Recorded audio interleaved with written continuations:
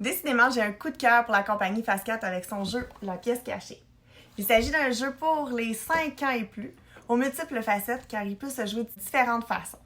Je l'apprécie entre autres parce qu'il est facilement adaptable pour les enfants.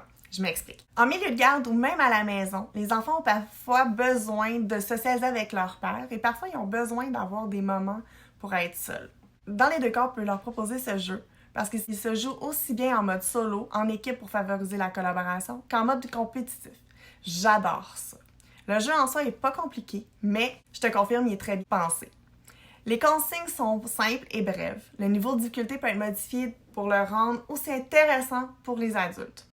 Pour y jouer, tu auras besoin d'un espace où chaque joueur pourra s'installer avec sa grille quadrillée et étaler devant lui ses pièces de casse-tête face cachée.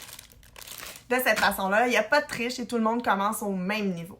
Le but du jeu est de placer toutes ces pièces de casse-tête sur sa grille quadrillée selon la carte modèle à reproduire, comme ça, qui aurait été choisie au préalable afin de déterminer quelle est la pièce cachée qui ne figure pas sur cette carte. Comme tu l'auras sûrement deviné, c'est la première personne ou équipe et qui a déposé sa pièce cachée sur la carte modèle qui gagne.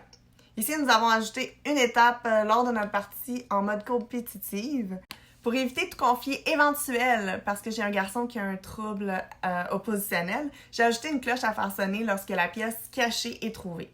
De cette façon-là, il n'y a pas d'ambiguïté, puis on évite les « oui, mais », puis ils n'ont aucunement leur place.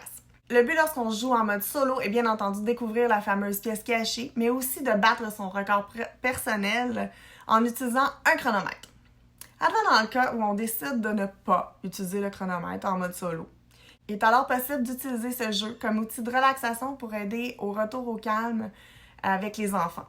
Par exemple, on pourrait l'utiliser en garderie au moment de la sieste, lorsqu'un enfant s'est réveillé avant les autres. Ça lui permettrait de s'amuser sur son matelas tout en respectant le sommeil de ses pairs. Et honnêtement, ça fait changement du traditionnel livre. De plus, lorsqu'un enfant est en surcharge émotionnelle et exprime le besoin de s'isoler des autres, il pourrait être bénéfique de lui proposer ce jeu-là parce que c'est un jeu calme, puis ça l'aidera à se recentrer sur lui-même avant de retourner dans son groupe ou de rejoindre le reste de la famille.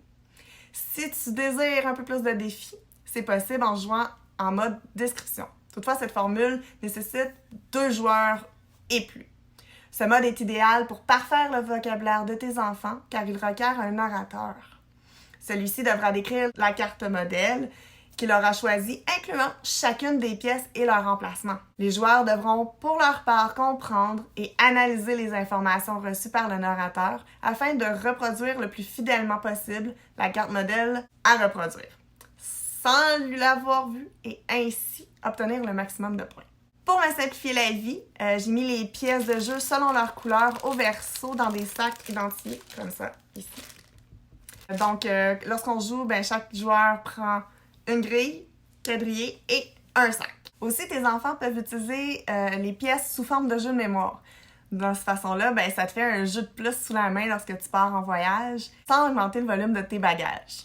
Finalement, sache que tu peux télécharger davantage de cartes modèles à reproduire en scannant le code QR qui se trouve sur ta boîte de jeu. Tu peux également te procurer des extensions sur leur site par abonnement et c'est 5 $ par mois en ce qui concerne les jeux à imprimer.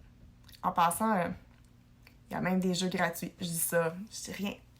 Bonne journée!